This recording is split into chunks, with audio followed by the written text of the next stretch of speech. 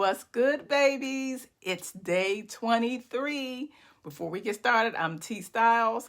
I own and operate the Elite Writers Academy and the Cartel Publications. With both of those businesses, I help writers either publish their books, and with the Elite Writers Academy, I teach people how to build their book businesses through story structure and marketing so that they can get money for their books, but more than anything, prolific, because the more books you write, the more money you get. So this is day 23 in our How to Write a Book in 30 Days.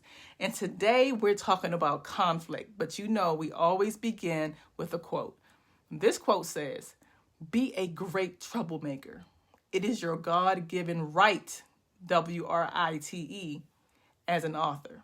T Styles, that's me. Listen, it says, hopefully you avoid conflict in your life. But when you're an author, nobody likes a book that is just smooth sailing.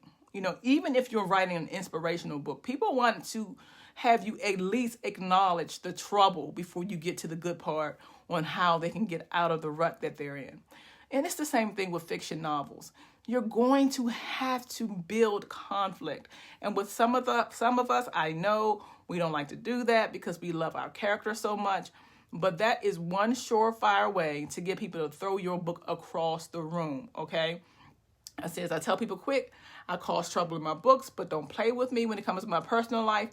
You must be diligent in that regard, which is why I suggest that you read both the interesting book in your genre. Remember, we were doing our pre 30-day thing. I told you to have a book in your genre and a positive book, because I want you to have a peaceful state throughout your life. But in the lab, when you're writing, is something different.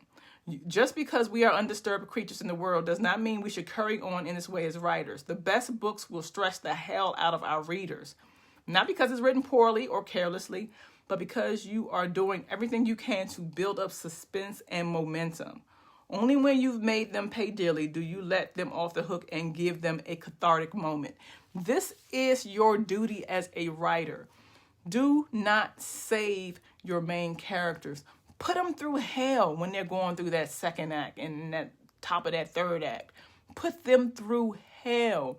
Because when you get that cathartic moment at the end, people will feel not only that their leading character is saved, if they are, I don't know if you're making a tragedy, it could be totally different.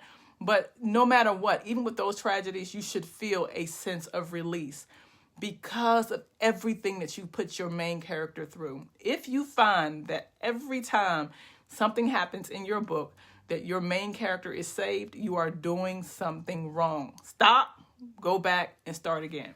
Okay, so the exercise for today says, as you approach the ending of your 30 days, think about an action scene you have coming up.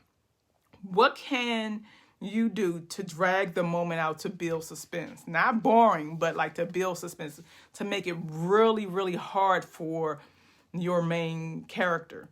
What can you do to make it intense so that people be like, oh my God, will he or she survive?